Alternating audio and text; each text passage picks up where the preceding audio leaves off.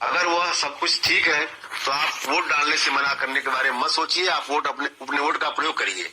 लेकिन कोई ऐसी एडवर्स कंडीशन उत्पन्न होती है कि आपको अपना वोट न करने की बाध्यता आती है, तो ऐसे में चुनाव आयोग ये कहता है कि आप अंतिम मोमेंट पर भी, अंतिम मोमेंट का मतलब मान लीजिए कुछ प्रक्रिया वोट की शुरू हो गई है, आप अंदर चले गए, वोटर लिस्ट नामावली में अपना नाम देख लिए, लेकिन उस वक्त आपने तय किया कि हमें वोट नहीं करना चाहिए, तो चुनाव आयोग ऐसा कहता है कि एक मतदाता चाहे तो, लेकिन चाहे का मतलब ये नहीं कि अपनी मर्जी से बिना किसी कारण के, कोई लीगल कारण होना चाहिए उसका, तब आप वोट डालने से मना कर सकते हैं। उसके लिए तरीका यह है कि आप जहां पर वो प्रथम जो निर्वाचक अधिकारी है एक लिस्ट रखता है, वहां पर आपका जहां नाम होगा वहां पर आपको सिग्नेचर करना पड़ेगा, और ऐसे में आप वोट डालने से मना करके आप लीगली अपना ये काम कर सकते हैं। इसके प्रति भी हमें आपको जागरूक होना चाहिए। जो 13वीं बात है वो यह है कि आपके मत पर आपत्ति किए जाने पर क्या होता है। अगर मान लीजिए आपने वोट किया है और कोई आपको ऑब्जेक्शन करता है, तो ऐसे में क्या होता है, तो आपत्ति तब होती है या तो आपका नाम मिसमैच कर रहा है, हो सकता है कि आपके नाम का पूरा डिटेल कुछ और हो, उसमें किसी और नाम से छपा हो, ये हो सकता है कि आपकी जो आईडी हो वो मैच न कर रही हो, क्योंकि ऐसा बहुत बार होता है कि फेक वोटर भी होते हैं, क्योंकि आजकल एग्जामिनेशन में भी हम लोग पकड़ते हैं, बहुत सारे ऐसे फेक वोटर्स होते हैं जो, और फेक एग्जामिनर्स होते हैं जो पकड़े जाते हैं। अभी मैं सीटेट का एग्जाम कर रहा था, मैंने भी एक लड़का पकड़ा था यही धूमनगंज में, और उसकी जो आईडी थी वो डुप्लीकेट थी, क्योंकि वो जो है अपने चेहरे पे परमानेंट मार्कर से तिल बना करके वो अपनी आईडी बनवाया था, और जब वो पकड़ में आ गया तो उसके चेहरे पर पसीना होने लगा, जब पसीना होने लगा तो उसका जो मार्कर था वो धीरे धीरे बहने लगा, तब हम ट्रेस कर पाए और उसके बाद हम लोगों ने उसके खिलाफ कार्रवाई किया। तो ऐसे में हम लोग पाते हैं कि बहुत सारे फेक वोटर्स भी होते हैं, तो उनके लिए ये सब चीजें हैं कि अगर आपकी जो आइडेंटिटी है वह मैच नहीं करती है, तो ऐसे में जो है आपके वोट के खिलाफ आपत्ति होती है। तो आपको प्रूव करना पड़ता है कि आप जो व्यक्ति हैं वह जेन्युइनली वही है, इसलिए आप अपनी आईडी और अपना नाम करेक्ट रखिए, इसको चेक करते रहना चाहिए। इसीलिए मतदाता सूची जो संशोधन के लिए फार्म भरवाया जाता है या पंजीकरण के लिए फार्म भरवाया जाता है, ये सारी चीजें चुनाव से पहले शुरू हो जाती हैं, ताकि अगर कोई डाउट हो आपके नाम में, आपके प्लेस में, आपके आइडेंटिटी में, तो ये सारी चीजें आप सही करवा लीजिए, ताकि चुनाव के दिन इस तरह कोई समस्या उत्पन्न न होने पाए। जो 14वीं बात आपको जाननी है वो यह है कि यदि किसी अन्य व्यक्ति ने आपके नाम पर मतदान कर लिया है और आप जब बूथ पर पहुंचते हैं तो आपको पता चलता है कि आपका वोट हो गया, तो ऐसे में आपको क्या करना चाहिए।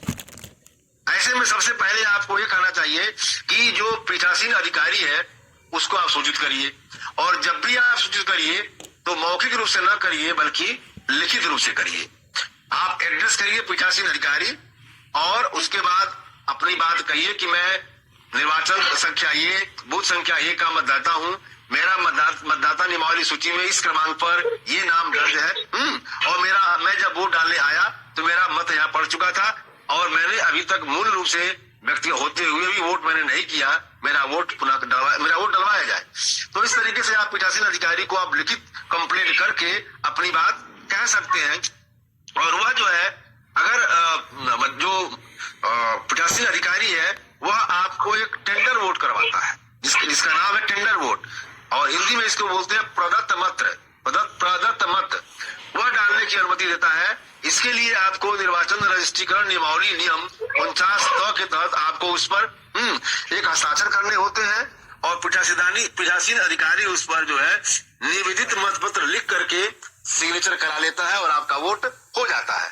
तो ऐसे में आप जब भी बूथ पर जाइए, जाने के बाद मत लौट के आइए ऐसे में कि अगर आपका वोट हो गया तो आपको क्या करिए, आपका वोट हो गया आप चले जाइए, नहीं, आप एक प्रक्रिया से गुजरिए। इसके प्रति आप जागरूक होइए।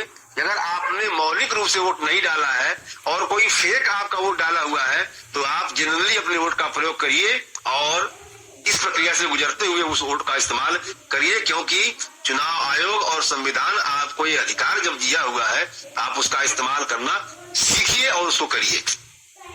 15वां और जो अंतिम बिंदु इस पर आता है वह यह है कि शिकायत दूर करने के लिए आप किस से संपर्क कर सकते हैं। कई बार ऐसा होता है कि आप या तो आप वहां पर चुनाव जो बूथ है जहां पर आप चुनाव हो रहा है और जहां आप वोट डालने जा रहे हैं, या उसके आसपास कोई ऐसी ऑब्स्ट्रक्शन अवरोध या किसी ऐसी समस्या उत्पन्न होती है जो आप एक जागरूक मतदाता होते हुए उसके खिलाफ कोई कंप्लेन या कोई शिकायत या कोई सुझाव देना चाहते हैं, तो किस लेवल के कंप्लेन के लिए किसके पास आप जाएंगे। तो ऐसे में जो है जो प्रमुख व्यक्ति होता है, एक तो राज्य स्तर पर जो होता है वह मुख्य निर्वाचन अधिकारी होता है, जो स्टेट लेवल पर होता है। जैसे केंद्र में एक मुख्य निर्वाचन अधिकारी होता है, वैसे राज्य में भी मुख्य निर्वाचन अधिकारी होता है, तो आप वहां पर शिकायत कर सकते हैं। जिला स्तर पर जो है जिला निर्वाचन अधिकारी डीएम होता है, आप वहां पर शिकायत कर सकते हैं। निर्वाचन क्षेत्र स्तर पर आरओ होता है, जिसको बोलते हैं रिटर्निंग ऑफिसर। रिटर्निंग ऑफिसर को आप शिकायत कर सकते हैं, जो आपके क्षेत्र पर ही मिल जाएगा। तहसील स्तर पर भी होता है, जिसको सहायक निर्वाचन अधिकारी बोलते हैं। कई बार इसमें एसडीएम बनाए जाते हैं, तहसीलदार भी बनाए जाते हैं, या वह व्यक्ति जो चुनाव या चुनाव के कार्यों में ज्यादा इन्वॉल्व होता है, कई बार उसको भी बनाया जाता है आरओ, केवल उसको एक्टिव होना चाहिए। तो सहायक जो है रिटर्निंग ऑफिसर से शिकायत कर सकते हैं तहसील स्तर पर। निर्वाचन क्षेत्र स्तर पर निर्वाचन पंजीकरण अधिकारी से भी करा सकते हैं आप शिकायत।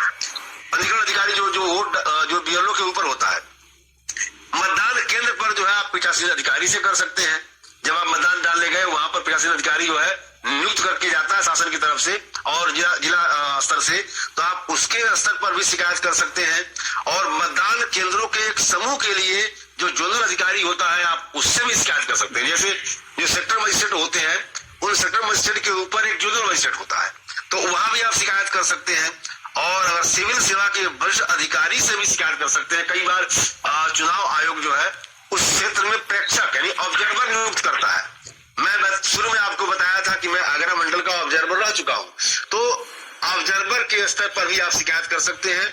और इस प्रकार ये जो डिफरेंट लेवल के ऑफिसर्स हैं, उनसे आप किसी भी प्रकार की समस्या होने पर रिटन कंप्लेन कर सकते हैं। ये सारी चीजें, ये सारा अधिकार चुनाव आयोग आपको मुहैया कराता है, आपको देता है। जरूरी ये है कि हमें हर स्तर पर किस काम के लिए किस लेवल के अधिकारी के पास जाना है, किस समय कौन से अवेयरनेस की हमें जागरूकता होनी चाहिए और कैसे इस्तेमाल करना है, वो तरीका हमें होना चाहिए। यही चीजें जो है सीप योजना के तहत सरकार चाहती थी कि एक systematic voters education awareness programme चलाया जाए, जिसके माध्यम से सभी वोटर्स को जागरूक किया जाए कि उनके मताधिकार का प्रयोग कैसे होना है और उन्हें किसी समस्या के समाधान के लिए कैसे कैसे निपटना है। इन सब चीजों के बारे में यह योजना चलाई गई थी, जिसके तहत आज का ये कार्यक्रम संचालित किया गया, जिससे हम लोग एक दूसरे से रूबरू हो पाए। और ये 12-15 जो बिंदु थे जिनसे हमने आपको अवगत कराया। तो इस प्रकार ये सारे बिंदु थे। और अंत में एक कविता में जो है मतदान पर ही बहुत पहले लिखा था, एक बार इसको कॉलेज में पढ़ा भी था। आज मौका चूंकि अच्छा है, इसलिए एक बार पुनः उसको मैं पढ़ना चाह रहा हूँ। और इस कविता के माध्यम से भी मैं आपसे ये अवगत कराना चाहता हूँ कि वोट जो है डालने का क्या मतलब होता है, वोटर अवेयरनेस क्या होती है। कविता का शीर्षक है मतदान। वेतन कम हो तो लड़ जाओ, रुतबा कम हो तो अड़ जाओ। वेतन कम हो तो लड़ जाओ, रुतबा कम हो तो अड़ जाओ। छोटी छोटी सी बातों पर खानों में बट जाओ। ये जातिवाद, ये प्रांतवाद, ये भाषावाद के हथकंडे, ये वोट बैंक की राजनीति में क्यों उलझे अपने फंडे। ये अधिकारों पर इतराना, ये कर्तव्यों से टकराना। कुर्सी मिल जाए तो फिर क्या, ज्यादा से ज्यादा खा जाना। अब लोकतंत्र के इन प्रश्नों का निदान जरूरी है। भारत में हर व्यक्ति का मतदान जरूरी है। भारत में हर व्यक्ति का मतदान जरूरी है। क्यों जरूरी है? अगला बंद पढ़ता हूँ कि लोकतंत्र होता है जनता के द्वारा जन का शासन। वोट देता है जन शासन को जीने का एक अनुशासन। वोट नहीं देने का मतलब खुद के हाथों चले गए, और जिनको अपने घर होना था वो सदनों में चले गए। जिनको अपने घर होना था वो सदनों में चले गए। हम आदर्शों की बातें ऊंचे लहजे में करते हैं, लेकिन ये भी सच है कि पैसे पैसे को मरते हैं। या वही बात मैं बताना चाहता हूँ कि पैसे के प्रलोभन में जब हम वोट डालते हैं, ऐसा नहीं करना चाहिए। कि अपने जिन जिनको अपने घर होना था वो सदनों में चले गए। हम आदर्शों की बातें ऊंची लहजे में करते हैं, लेकिन ये भी सच है कि पैसे पैसे को मरते हैं। इस लोकतंत्र की बगिया में, इस लोकतंत्र की बगिया में श्रमदान जरूरी है। भारत में हर व्यक्ति का मतदान जरूरी है। भारत में हर व्यक्ति का मतदान जरूरी है। अगला बंद है कि राष्ट्र धर्म का बोझ नहीं, वोट डालना राष्ट्र धर्म है। ये लोकहित का कार्यक्रम है, न तो इसमें ड्यूटी करने वाला इनकार कर सकता है और न ही मत डालने वाला अपनी मर्जी से इनकार कर सकता है बिना किसी ठोस कारण के। इसलिए इसे कहा गया है राष्ट्र धर्म। राष्ट्र धर्म का बोध नहीं, हमें पता है जाति का। राष्ट्र धर्म का बोध नहीं है, हमें पता है जाति का। हम कैसे कहते हैं जीवन जीते जैसे गांधी का। हमने बापू के सपनों का कैसा देश बनाया है। हमने बापू के सपनों का कैसा देश बनाया है। गो हत्या रुक नहीं पाई, कानून नहीं बन पाया है। भारत का जहाँ भारत का जन जन समान संविधान ने समझाया है। वोट बैंक की राजनीति ने घर घर को बंटवाया है। वोट बैंक की राजनीति ने घर घर को बंटवाया है। इस घोर तिमिर पीने को, घोर तिमिर अंधेरा, घोर तिमिर पीने को फिर दिनमान जरूरी है। भारत में हर व्यक्ति का मतदान जरूरी है। अगर आप जागेंगे नहीं तो चारों तरफ तिमिर होगा, अंधेरा होगा। इसलिए आप जागरूक होइए और अपने वोट का प्रयोग करिए। और अंतिम बंद है कि अन्नदान करने से भूखे को मिलती है शक्ति। अन्नदान करने से भूखे को मिलती है शक्ति। नेत्रदान करने से जन्म से अंधे को मिल जाती है दृष्टि। कन्यादान करने से मानव जीवन सफल कहता है। कन्यादान करने से मानव जीवन सफल कहता है। वेद दान करने वाला तो देव सा पूजा जाता है। जन्म से दानी होकर हम मतदान से क्यों कतराते हैं। इच्छा शासन की है पर अनुशासन से घबराते हैं। लोकतंत्र का अंत से सम्मान जरूरी है। भारत में हर व्यक्ति का मतदान जरूरी है। भारत में हर व्यक्ति का मतदान जरूरी है। तो आप लोग अपने मत का प्रयोग करिए, जागरूक मतदाता बनिए। और इस मतदान के दौर में कोरोना महामारी की जो ये चल रहा है दौर, हालांकि अब अपने अंतिम फेज में है, बावजूद इसके सावधानी से रहते हुए, सोशल डिस्टेंसिंग का पालन करते हुए, मास्क का प्रयोग करते हुए, सैनिटाइजर का प्रयोग करते हुए अपने मत का प्रयोग अवश्य करिए, समझदारी से करिए। इन्हीं बातों के साथ मैं अपना बात अब समाप्त करता हूँ। समाप्त करने से पहले सभी आयोजक मंडल को, छात्र छात्राओं को, सभी के प्रति अपनी कृतज्ञता ज्ञापित करता हूँ कि आपने मुझे सुना और हम आपसे कुछ बातें अपनी शेयर कर पाए। बहुत बहुत धन्यवाद, बहुत बहुत धन्यवाद। बहुत बहुत आभार सर।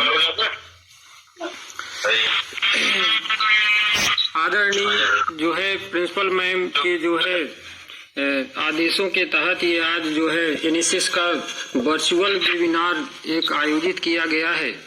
और हम आभारी हैं जो है शर्मा सर का, जो हमारे महाविद्यालय के बहुत ही कर्मठ और जो है ओजस्वी रूप में हमेशा विद्यमान रहते हैं। और उन्होंने बहुत से कम समय पे, 1 घंटे के बहुत से कम अपने संक्षिप्त जो है समय पे और अपने अमूल्य जो बिजी उनका जो है समय है, उनमें 1 घंटे में कितना बढ़िया से मतदान के विषय में और इस कोरोना महामारी के परिस्थितियों को देखते हुए हमारे छात्र छात्राओं को जो है बहुत से अच्छे ढंग से जो है अपनी बातें बतलाई हैं। सभी विद्वान प्राध्यापक गण का भी मैं आभार प्रकट करता हूं हृदय से, जो 1 घंटे के रूप में इस वर्चुअल व्याख्यान में अपना समय दिया और जुड़े रहें। सबसे मुख्य जो है जो हृदय का आभार प्रकट करूंगा अपने छात्र छात्राओं का, जिनके लिए ये सब कार्यक्रम है, जिनके लिए सब ताना बाना है, उनका भी आभार है जो अमूल्य समय दे करके बहुत महत्वपूर्ण बातों को उन्होंने सुना। मित्रों, छात्र छात्राओं, मतदान करना बहुत जरूरी है। और इस 5 साल के लोकतंत्र की सरकार का लेखा जोखा अब हमारे हाथ पे है। और आगे 5 साल का भविष्य कैसा चाहिए, ये है जो है आपके हाथ में है। और आप मतदान के माध्यम से आगे के भविष्य का निर्माण कर सकते हैं।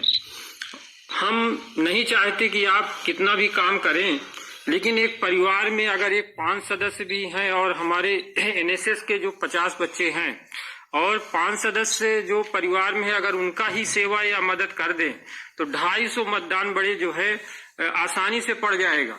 तो आप परिवार का, अपने गांव का, आसपास का सभी को जागरूक करिए कि अपना जो है अमूल्य मत को जो है दें और जो है लोकतंत्र में अपना जो है भागीदारी निभाएं। तो मैं बहुत बहुत आभार, सर का भी आभार हृदय से, और अपने प्राध्यापक गण का भी आभार, छात्राओं का भी आभार। और फिर हम मिलते हैं जो है, हो सकता है कि अब जो है वर्चुअल रैली के बाद फेस टू फेस मिलना प्रारंभ हो जाए। तो बहुत बहुत धन्यवाद सर। धन्यवाद प्रणाम जी। सर प्रणाम।